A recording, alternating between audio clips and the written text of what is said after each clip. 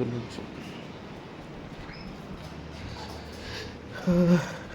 ఈరోజు ఇంకా పూజ చేయాలి.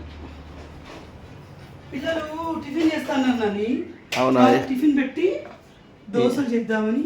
ఏం టిఫిన్ చేస్తున్నావు? దోశ దోశ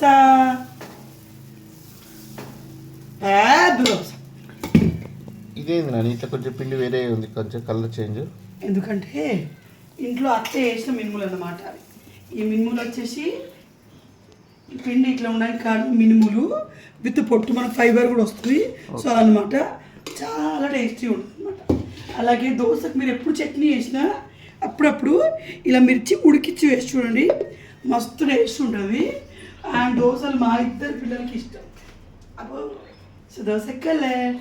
అవును, ఈ తేజు టేస్ట్గా ఉంటుంది. రెడీ అయింది సార్. సో మీరు బ్రేక్ఫాస్ట్లో ఏం తిన్నా కమెంట్లు చెప్పండి. నేను ఇంకా పూజ చేయాలి, పిల్లలకి వేసి అట్లా తినబెడుతుంది.